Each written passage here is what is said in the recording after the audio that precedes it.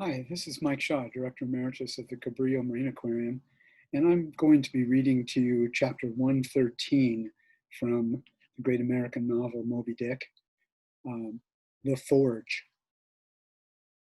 With matted beard and swathed in a bristling sharkskin apron, about midday, Perth was standing between his forge and anvil, the later placed upon an ironwood log, with one hand holding a pike head in the coals and the other at the forge's lungs, when Captain Ahab came along, carrying in his hand a small rusty-looking leathern bag.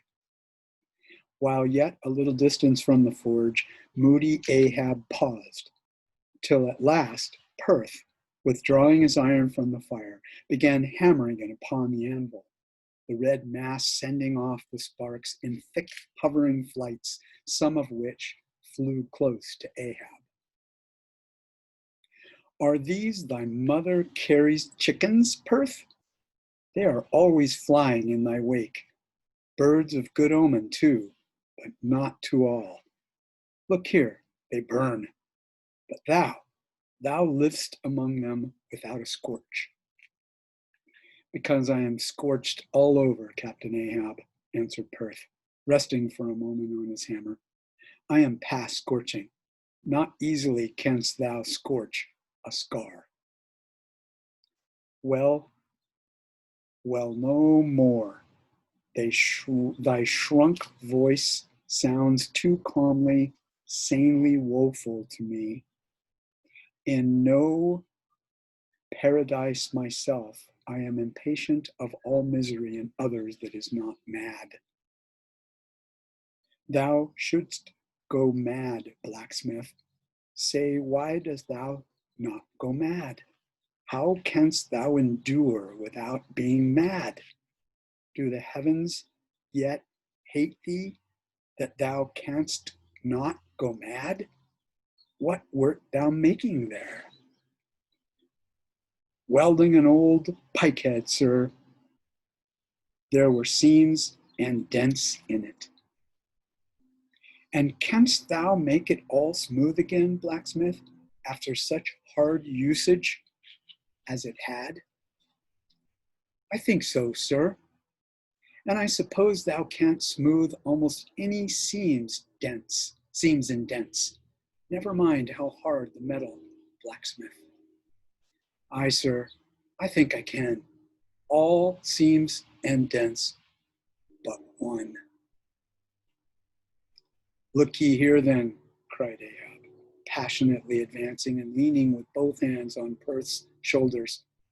Look ye here. Here. Can ye smooth out a seam like this, blacksmith? Sweeping one hand across his ribbed brow. If thou couldst, blacksmith, glad enough would I lay my head upon thy anvil, and feel thy heaviest hammer between my eyes. Answer, canst thou smooth this seam? Oh, that is the one, sir, said I. Not all seams and dents but one. Aye, blacksmith, it is the one. Aye, man, it is unsmoothable. For though thou only seest here it in my flesh, it is worked down into the bone of my skull. That is all the wrinkles. But away with child's play. No more gaffs and pikes today. Look ye here, jingling the leathern bag as if it were full of cold gold coins. I, too, want a harpoon made, one that 1,000 yoke of fiends could not part.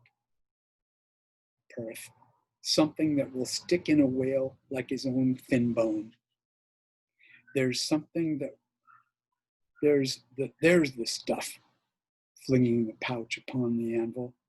Look ye, blacksmith, these are the garnered nail stubs of the steel shoes of racing horses. Horseshoe stubs, sir?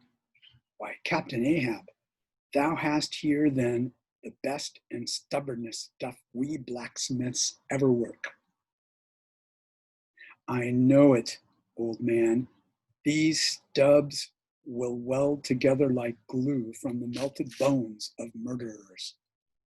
Quick, forge me the harpoon, and forge me first 12 rods for its shank.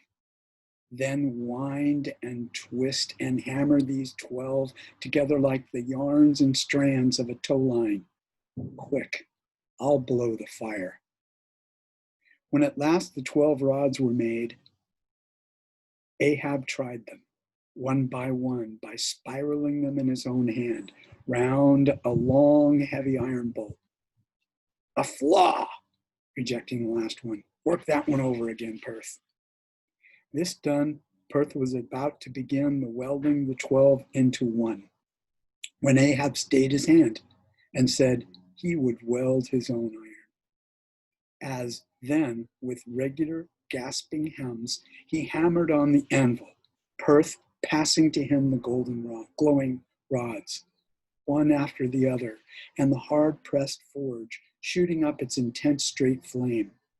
The Parsee passed silently, and bowing over his head towards the fire, seemed invoking some curse or some blessing on the toil.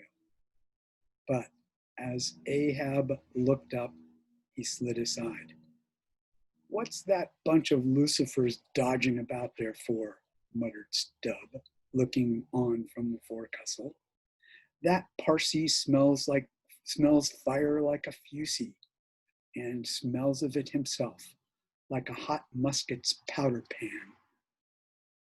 At last the shank in one complete rod received its final heat, and as Perth, to temper it, plunged it all hissing into the cask of water nearby, the scalding steam shot up into Ahab's bent face. Wouldst thou brand me, Perth? Wincing for a moment with the pain. Have I been but forging my own branding iron then? Pray God, not that. Yet I fear something, Captain Ahab. Is not this harpoon for the white whale, for the white fiend? But now for the barbs. Thou must make them thyself, man. Here are my razors, the best of steel. Here, and make the barbs sharp as the needle sleet of the icy sea. For a moment, the old blacksmith eyed the razors as though he would feign not to use them. Take them, man, I have no need for them. For I now neither shave, sup, nor pray, till, but here, to work. Fashioned at last into an arrowy shape, and welded by Perth to the shank, the steel soon pointed the end of the iron, and as the blacksmith was about giving the barbs their final heat, prior to tempering them, he cried to Ahab to place the water cask near. No water for that. I want it of the true death temper. Ahoy there, Tashtego, Queequeg, Dagu. What say ye, pagans? Will you give me as much blood as will cover this barb, holding it high up? A cluster of dark